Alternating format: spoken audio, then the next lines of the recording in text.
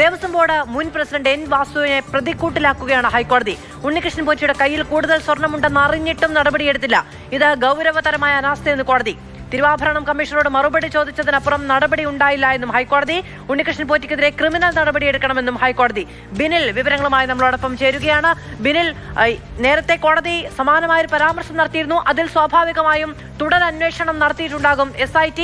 ഈ ഒരു സാമ്പത്തികമായി പിന്നാക്കം നിൽക്കുന്ന യുവതിയുടെ വിവാഹത്തിന് വേണമെങ്കിൽ എന്റെ കൈവശം ബാക്കി വന്ന സ്വർണം ഉപയോഗിക്കാം എന്ന് എൻ വാസുവിനെ അറിയിച്ചിട്ടും ആ സ്വർണം പിന്നീട് എൻട്രസ്റ്റ് ചെയ്യപ്പെട്ടിട്ടില്ല എന്ന് കോടതി തന്നെ പറഞ്ഞിട്ടുണ്ട് കഴിഞ്ഞ ഉത്തരവിൽ. ആ സ്വർണം വീണ്ടെടുക്കണമെന്ന ഒരു വിചാരവും ഒരു ഉത്തരവാദിത്ത ബോധവും അന്നത്തെ ദേവസ്വം ബോർഡ് പ്രസിഡന്റ് കാണിച്ചില്ല എന്ന് കോടതി പറഞ്ഞു വെക്കുകയാണ്.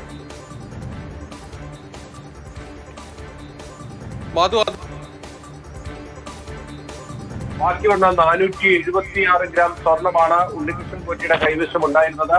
യഥാർത്ഥത്തിൽ ഈ കള്ളങ്ങളൊക്കെ ഒളിപ്പിക്കുന്നതിന് വേണ്ടിയാണ് ഉണ്ണികൃഷ്ണൻ പോറ്റി ഒരു ഇമെയിൽ അന്നത്തെ ദേവസ്വം ബോർഡ് പ്രസിഡന്റിന് അയച്ചത്. അന്ന് Devaswom board president N Vasu ആയിരുന്നു. അദ്ദേഹം അക്കാര്യം അംഗീകരിക്കുകയും ചെയ്യുന്നുണ്ട്. തനിക്ക് ഈ ഇമെയിൽ സന്ദേശം കിട്ടി എന്ന കാര്യം അദ്ദേഹം അംഗീകരിക്കുകയും ചെയ്യുന്നുണ്ട്. അതിനുശേഷം താൻ തിരുവാഭരണം കമ്മീഷണറോട് ഇതിനുള്ള മറുപടി തേടി എന്നതാണ് എൻ വാസുവിന്റെ വിശദീകരണം. പക്ഷേ കോടതി പറയുന്നത് ഇത് ഈ ശബരിമല അയ്യപ്പന്റെ മുതലാണ്, അത് നഷ്ടപ്പെടാതെ സൂക്ഷിക്കുക എന്നത് ഈ ദേവസ്വം ബോർഡിന്റെ ഉത്തരവാദിത്തമായിരുന്നു. ഉണ്ണികൃഷ്ണൻ പോറ്റിയുടെ കയ്യിൽ അധികമായി സ്വർണമുണ്ട് എന്ന് അദ്ദേഹം തന്നെ വെളിപ്പെടുത്തിയിട്ടും അതിൽ ഒരു നടപടിയും കൃത്യമായി എടുത്തില്ല എന്നതാണ് ഹൈക്കോടതി ചൂണ്ടിക്കാണിക്കുന്നത്. അതായത് എൻ വാസുവിലേക്ക് പോകാൻ SITക്ക് വാതിൽ തുറന്നിട്ട് കൊടുത്തിരിക്കുകയാണ് ഹൈക്കോടതി ഇപ്പോൾ ചെയ്തിരിക്കുന്നത്. അതായത് എൻ വാസു ചെയ്തിരിക്കുന്ന ക്രിമിനൽ കുറ്റം എന്താണ് എന്നതാണ് ഇപ്പോൾ ഹൈക്കോടതി ഈ ഉത്തരവിലൂടെ ചൂണ്ടിക്കാണിച്ചു കൊടുത്തിരിക്കുന്നത്.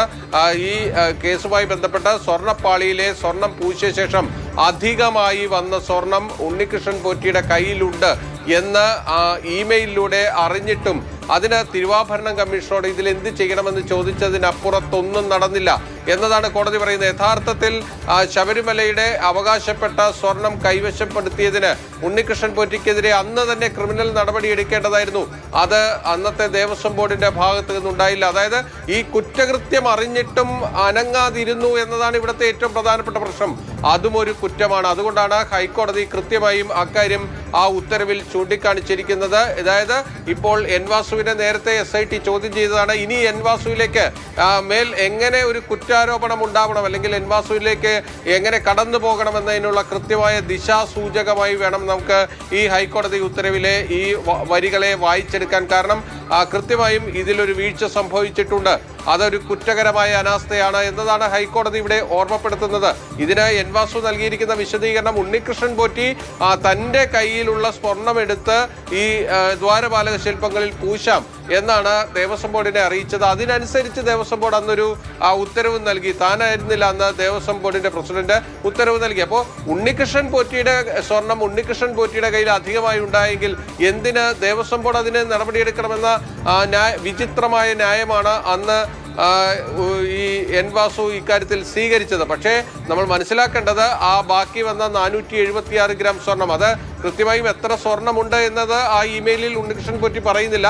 കുറച്ച് സ്വർണം ബാക്കിയുണ്ട് എന്ന് മാത്രമാണ് പറയുന്നത്. ആ 476 ഗ്രാം സ്വർണമാണ് പിന്നീട് ബെല്ലാരിയിലെ ജ്വല്ലറി വ്യവസായിയായിട്ടുള്ള വ്യക്തിക്ക് നൽകി അത് വിറ്റ് കാശാക്കി, അതായത് 15 ലക്ഷത്തോളം രൂപ ഈ ഗോവർദ്ധന്റെ കയ്യിൽ നിന്ന് ഈ ഉണ്ണികൃഷ്ണൻ പോറ്റി വാങ്ങിയെടുക്കുകയും ചെയ്യുന്നത്.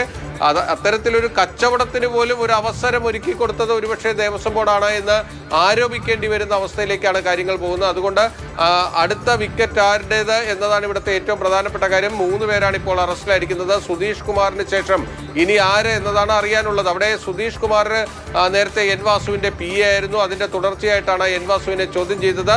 ഇനി എൻ വാസു അടക്കമുള്ള ആളുകളിലേക്ക് അന്വേഷണം എത്തുമ്പോൾ അവർ അറസ്റ്റിലാകുമോ എന്നതാണ് ഇനി അറിയാനുള്ളത്. എന്തായാലും 2019 മുതലുള്ള ഭരണസമിതികളെ ഓരോന്നായി ഹൈക്കോടതി സംശയ നിഴലിലേക്ക് കൊണ്ടുവരികയാണ് ഈ ഉത്തരവിലൂടെ ചെയ്തിരിക്കുന്നത്.